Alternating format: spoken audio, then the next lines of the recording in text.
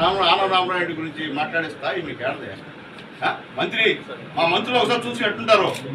మా మంత్రులు గతంలో ఉన్న మంత్రులు ఒకసారి చూసుకోండి. ఆనం రామనాయుడు గారు, నారాయణ ఈరోజు కూడా 24 అవర్స్ పని పని పని, ఇంకేమీ లేదా ఆయనకి, ఒకటే పని.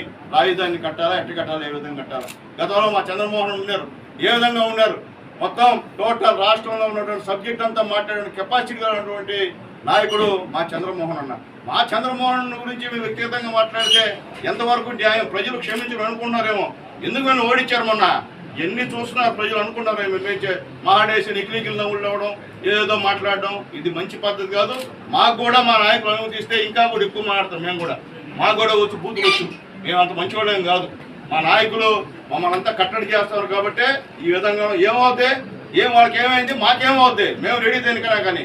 కాబట్టి దయచేసి నేను కూడా మా నాయకుడు చంద్రబాబు నాయుడు గారికి నమస్కారం తెలియజేస్తున్నా, మా జిల్లా నాయకులు నమస్కారం తెలియజేస్తాం. మమ్మల్ని కూడా వదలండి, మేము కూడా పోతాం, ఎంత దూరం అయినా పోతాం, అయితే ఏంది తేల్చుకుంటాం మేము కూడా. కాబట్టి దయచేసి నేను పత్రికా మిత్రులు కూడా తెలియజేస్తున్నాను. మీరే చూస్తున్నారు, మా ప్రెస్ మీట్ చూస్తున్నారు, మా నాయకులు ప్రెస్ మీట్ చూస్తున్నారు, వాళ్ళ నాయకులు ప్రెస్ మీట్ చూస్తున్నారు. మీరు ఒకసారి మాకు వాళ్ళకున్న తేడాన్ని గమనించమని చెప్పి నేను తెలియజేస్తున్నా. పచ్చి అబద్ధాలు, నోరు తెరిస్తే మొత్తం అబద్ధాలు, బూతులు తప్ప ఇంకో మాట్లాడదు. నరికేస్తారంట, చంపేస్తారంట, రప్ప అంట, మెడ అంట, ఎట్టంట. ఏందా ఇది? ఏమి రాజకీయాలు దించేమన్నా ఇది పదార్థ తగాదాల?